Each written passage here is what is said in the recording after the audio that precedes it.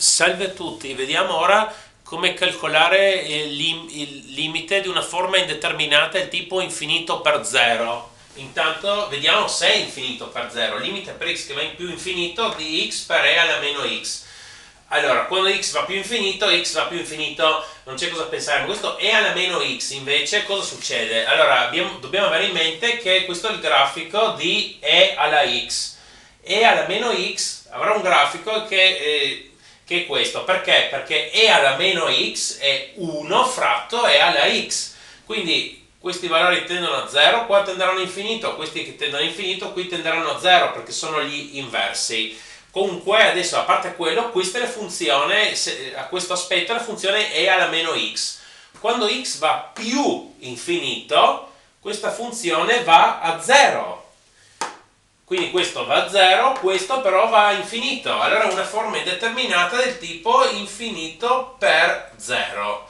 E adesso cosa possiamo fare? Ad esempio possiamo pensare di scriverlo come frazione.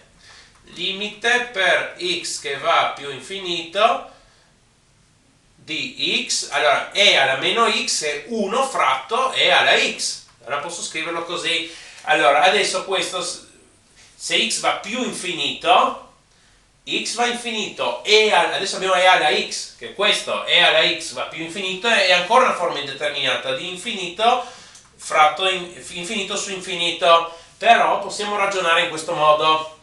Qui abbiamo una frazione, la funzione esponenziale va più velocemente a infinito di qualsiasi funzione polinomiale, non importa che potenza abbia, qui è x e basta, però l'esponenziale va più velocemente a infinito di qualsiasi polinomio e allora il denominatore va a infinito più velocemente, e siccome quello che va più velocemente a infinito è il denominatore, va a diminuire, questo limite è 0.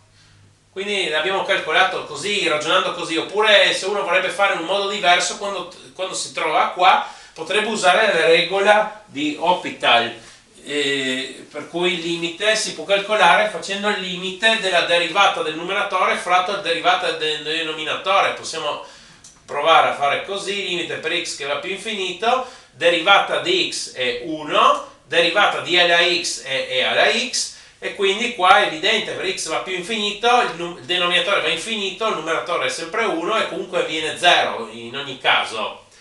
Vabbè, così l'abbiamo calcolato. Per favore mettete un mi piace e iscrivetevi, grazie.